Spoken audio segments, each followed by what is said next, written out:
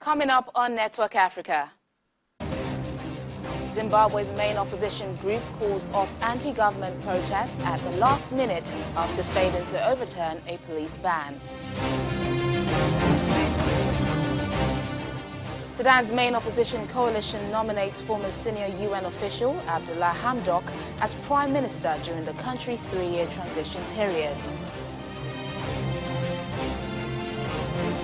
Plus, Egyptian officials investigate the forced removal from hospital of a man who had been diagnosed with AIDS.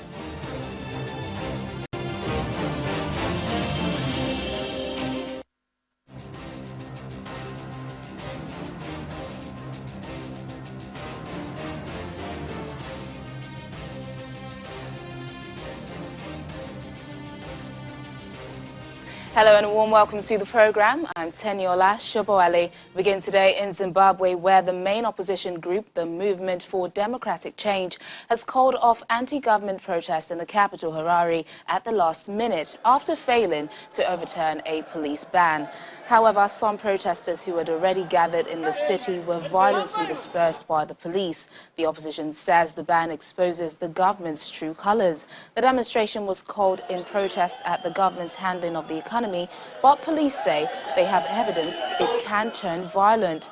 There is a heavy police presence and the city center subdued, with most shops closed. This demonstration for today, we want national dialogue, not political dialogue.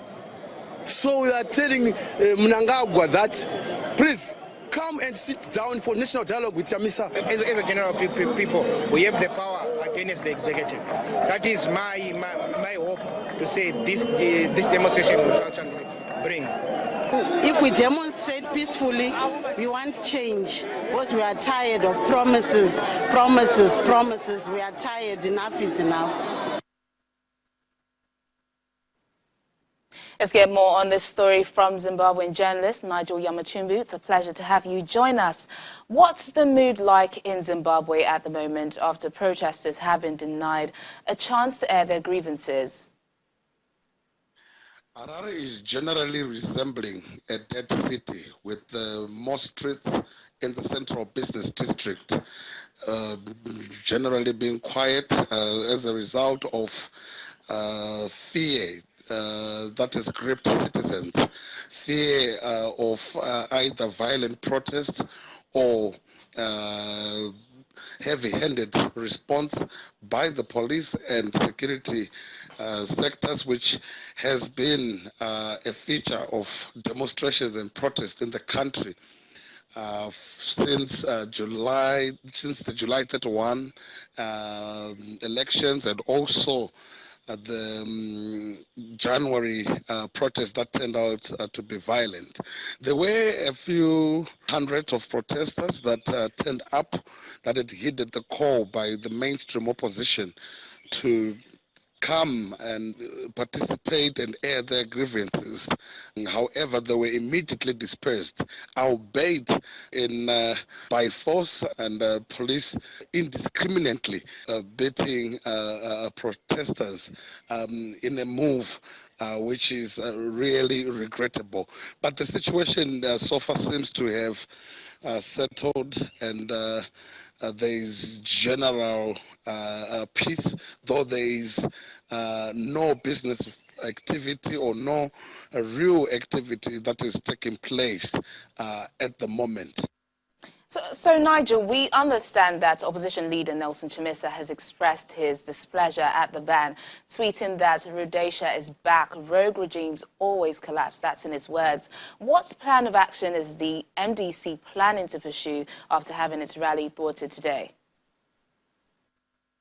According to the police, the evidence that they have at hand is 2 bags of found full of stones and other such materials that apparently were supposed to be were being prepared for these protests.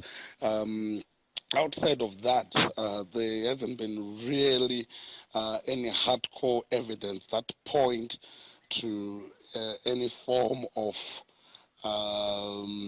weapons that the protests would have escalated to violent ones.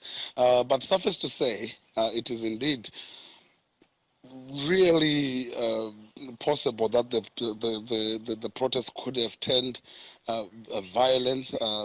As of Wednesday, the main roads in the country, the main highways, were barricaded by police who were conducting various searches to ensure that no weapons would find themselves in Harare. And according to their own intelligence and according to their sources, the protests could have turned violent, but there hasn't really been much evidence to back up this claim. Nigel, we have to remember that the MDC actually called for the protest over the government's handling of the economy. But what effort is the government of President Emmerson Mnangagwa making to reduce the sufferings of Zimbabweans in this harsh economic times?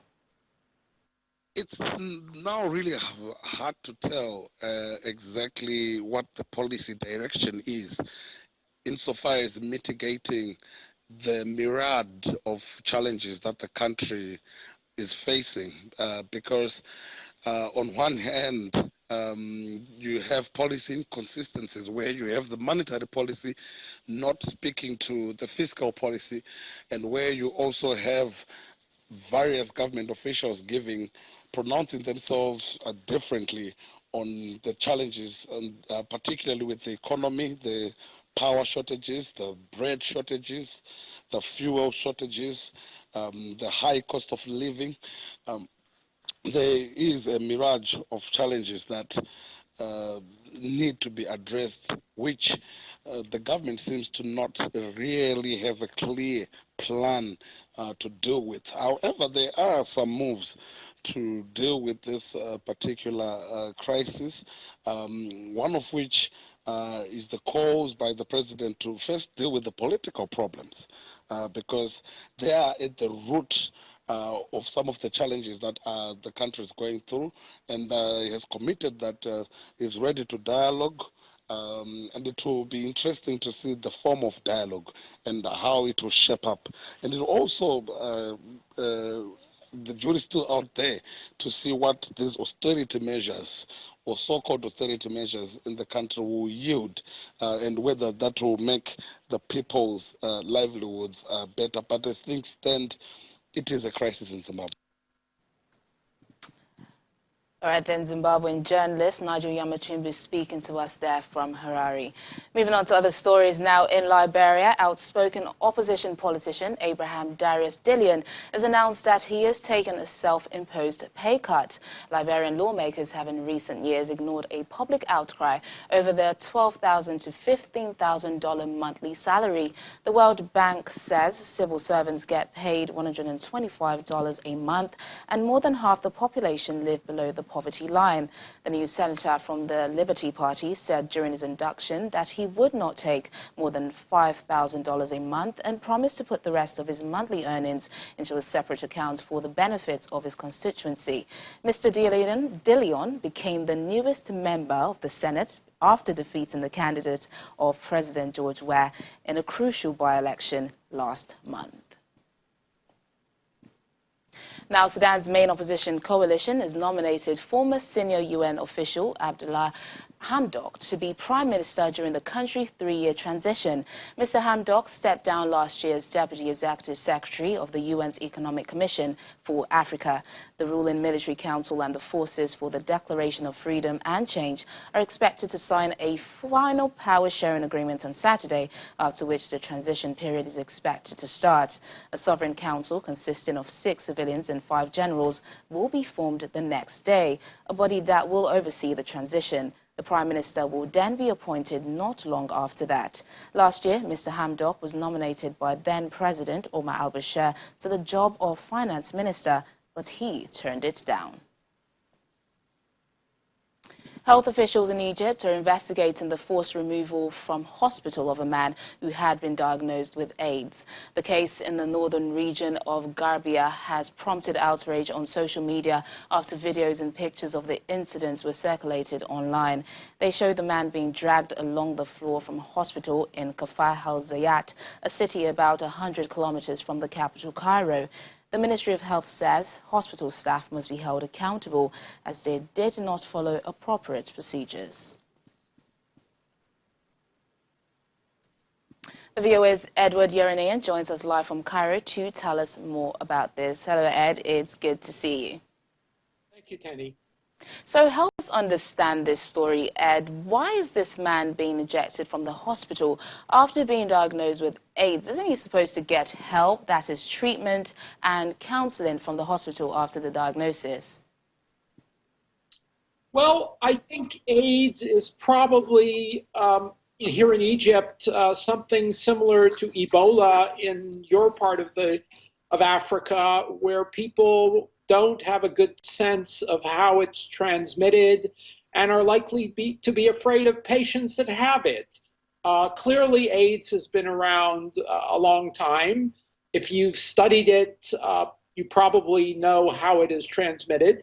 Certainly, the medical personnel at the hospital should be aware of how it's transmitted. But people inside the hospital, patients, are probably less likely to know how it's transmitted, and there's a great stigma attached to AIDS, in addition to the fears that it's easily transmissible. Which leads me to my next question. The Ministry of Health says hospital staff must be held accountable for this unprofessional conduct. What punishment are those involved in this case likely to face? Well, I think the standard punishment for bad behavior in a hospital here in Egypt are suspension for a period of time or being transferred to another district.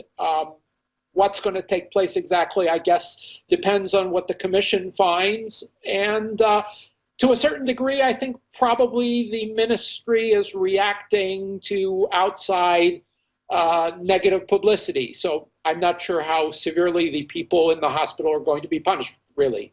And Ed, just like you mentioned earlier, we know that people living with HIV and AIDS are highly stigmatized in Egypt. But what efforts are being made to correct this misconception?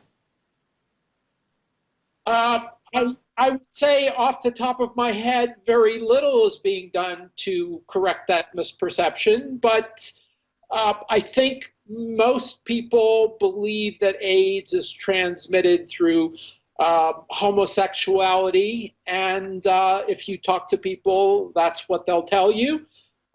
Certainly there is a major drug problem in Egypt, and definitely a lot of AIDS patients get their HIV through drug usage, but that's not always the case, and whether it is or it isn't, people still think that's the case.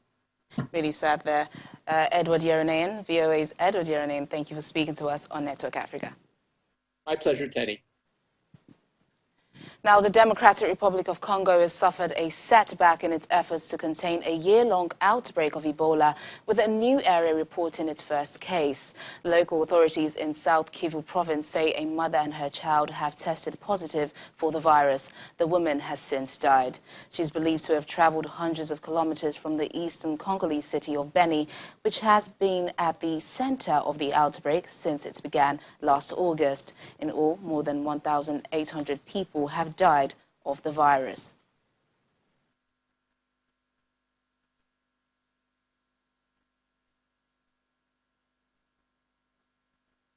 Here in Nigeria, the embattled leader of the Islamic movement of Nigeria, Sheikh Ibrahim El-Zakzaki, and his wife Zinat are back in the country.